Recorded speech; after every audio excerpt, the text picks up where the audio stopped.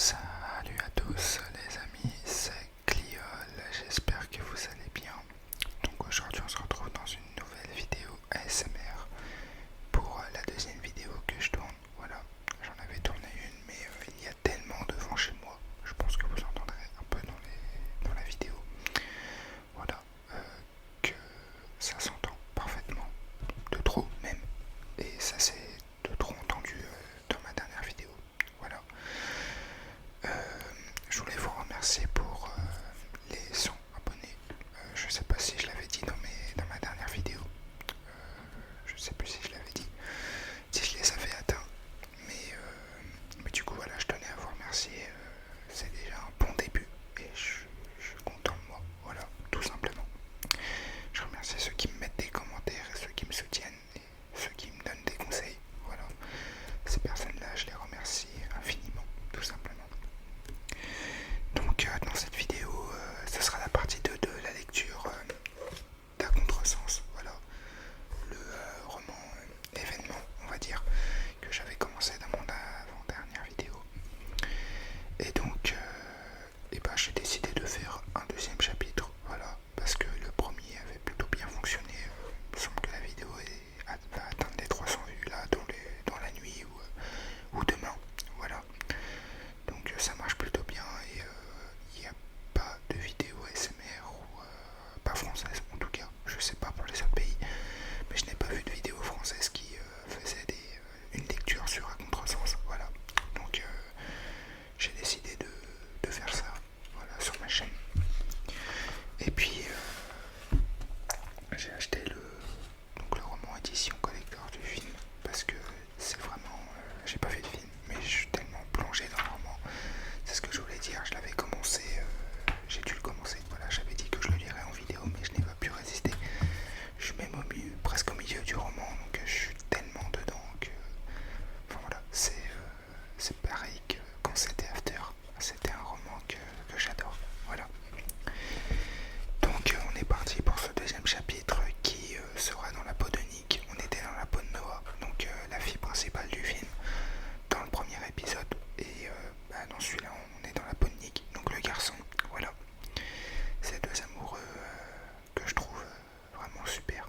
Dites-moi ce que vous en pensez, si vous-même vous avez vu le film et si vous avez lu le roman. Voilà. Dites-moi ce que vous en pensez dans les commentaires pour ceux qui regarderont la vidéo. Allez, on est parti les gars. Noah, me répondit-elle sèchement. Je m'appelle Noah. La manière dont elle me foudroya du regard m'amusa. Ma nouvelle sœur avait l'air vexée que je n'ai rien à foutre de son nom ou de celui de sa mère. Quoique, je dois le reconnaître, je me souvenais de celui de sa mère. Comment aurais-je pu l'oublier? Dernièrement, Raphaël et Morgane avaient passé plus de temps avec moi dans cette maison. Et maintenant, je devrais aussi supporter sa fille. Ce n'est pas un nom de garçon, lui dis-je en sachant parfaitement que ça l'agacerait. Sans vouloir te vexer, bien sûr, ajoutai-je en voyant ses yeux couleur de miel s'écarquiller. C'est aussi un nom de fille, répondit-elle presque aussitôt. J'observais ses yeux passer de moi à tort, mon chien, et je ne pus éviter de sourire une nouvelle fois. C'est sûr, dans ton vocabulaire limité, le terme mixte n'existe pas, ajouta-t-elle, cette fois sans me regarder. Thor ne cessa de grogner et de lui montrer les dents. Ce n'était pas sa faute, nous l'avions dressé pour qu'il se méfie des inconnus. Il suffisait d'un seul mot de moi pour que le chien affectueux se transforme en bête féroce et lui saute dessus.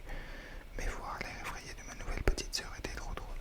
Ne t'en fais pas, j'ai un vocabulaire très large, dis-je en fermant un frigo. J'ai notamment un mot clé que mon chien adore. Ça commence par hâte, puis da et ça finit par qui. La peur apparut sur son visage et je dus retenir un éclat de rire. Elle était grande, dans les 1m68 ou 70, mince aussi. Et avec tout ce qu'il fallait, j'étais bien forcé de l'admettre. Mais mon visage était si enfantin que je dus repousser toute pensée du brick. Apparemment, elle était encore au lycée et ça se reflétait clairement dans son short, son t-shirt blanc et ses converses noires. Il ne lui manquait plus qu'une queue de cheval et elle aurait pu passer pour l'adolescent typique qui attend avec impatience dans une file interminable que s'ouvrent les portes d'un grand magasin pour s'acheter le dernier disque du chanteur dont rêvent toutes les filles de 15 ans. Cependant,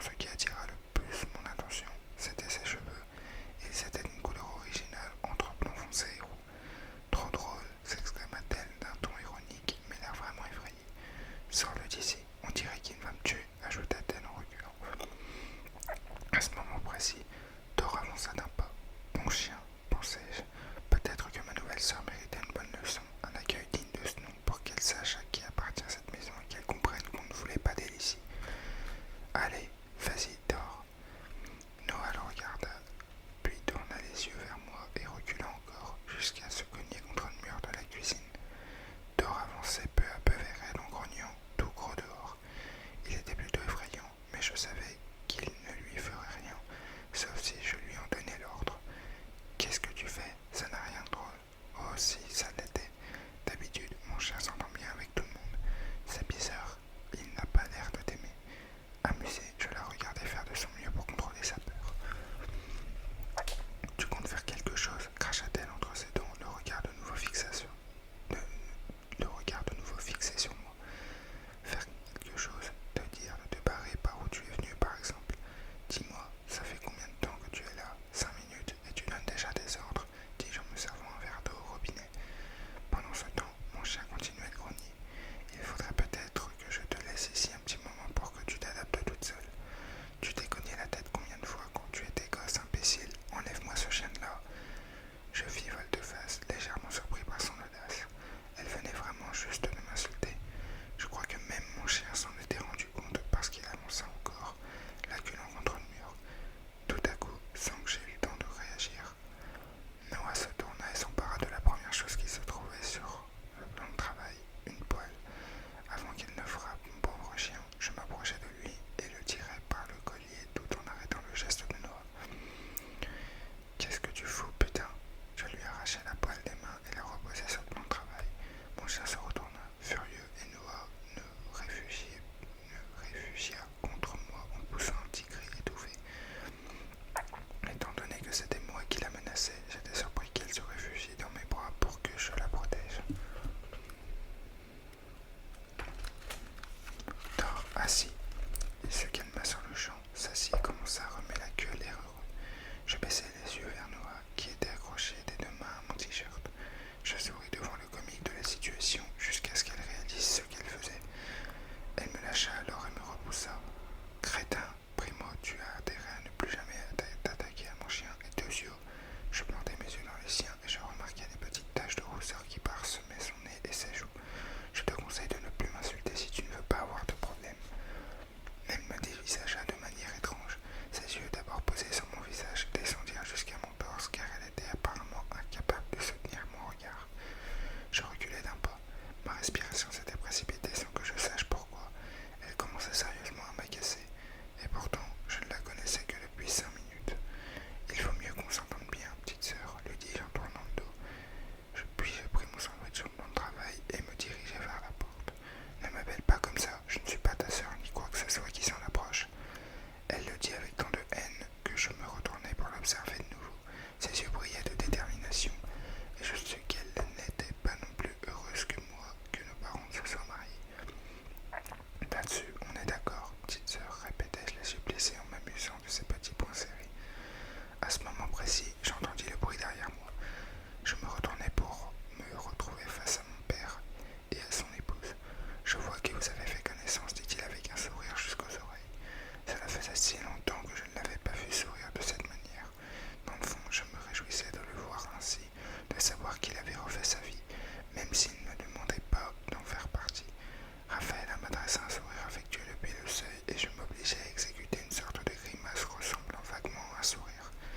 C'était le maximum dont j'étais capable. Le mieux que cette femme pourrait obtenir de moi, après tout, je n'avais rien contre elle à titre personnel. Même si les relations entre